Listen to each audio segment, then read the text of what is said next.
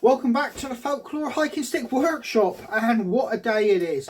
I've been busy outside doing sanding. I'm making use of the dry conditions, but oh boy, it's been brutal out there. There is a really strong northeasterly wind. It's really got all that cold weather. The skies look like they're about to snow. We're not due it, even though up north of England and Scotland, it's blanket snow. We're getting the brutal wind conditions, and it's in the minuses with the chill factor. But I did achieve what I wanted to do. I've got 4 hiking sticks all sanded, and I've got 2 others I'm going to show you. But in any case, I'll give you a quick little look.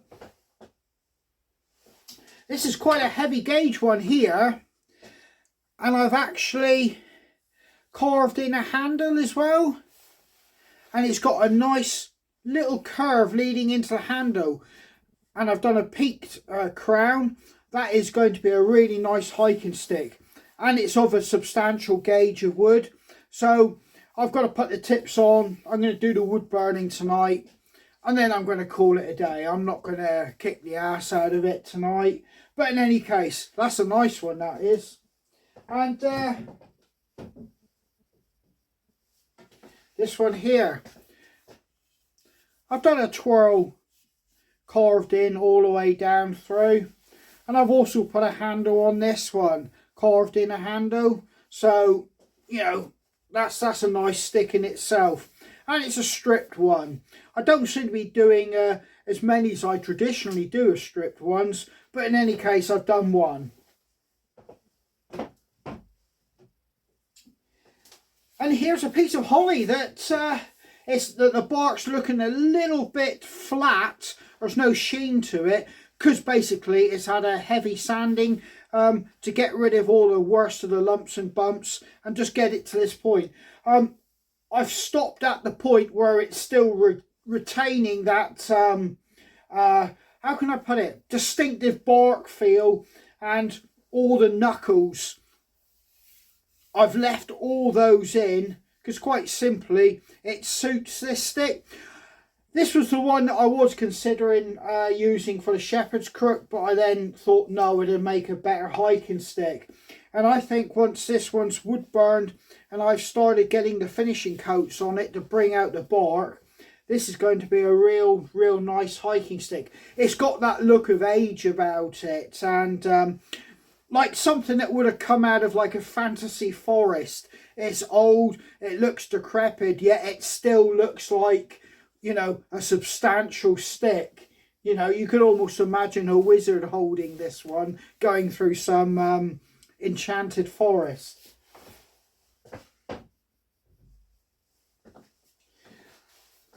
Slightly larger than what I normally do, as in lengthwise, at 125. But that's a request because this is a custom order, and I've still yet to shape this down because I've got a special tip to go on this one for a customer.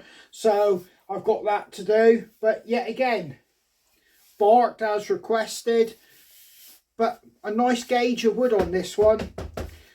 This is a real substantial hiking stick, this one. You would have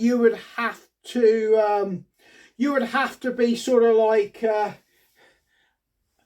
I would say, a professional wrestler if you were even in the ballpark to try and break or snap this one. It is a substantial piece of wood.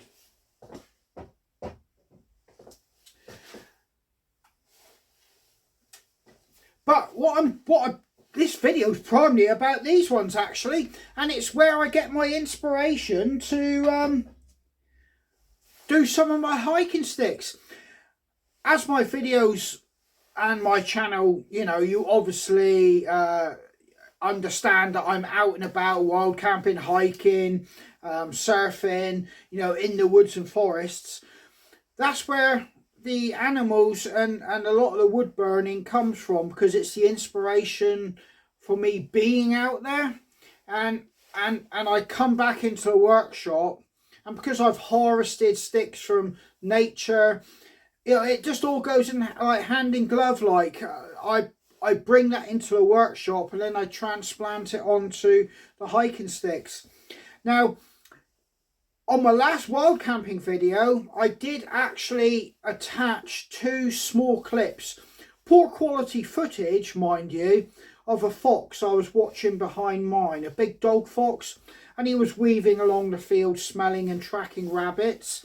Well, that gave me the inspiration to do this one. I've got like a dog fox there working his way through a field of grass there, if you can see. And it's a nice hiking stick, a nice usable size, and on top of that the bark looks absolutely stunning. Now it's been oiled, it's really come out, and it's popping out with like some real chocolate browns, blacks, light browns, even some hints of silvery grey in it.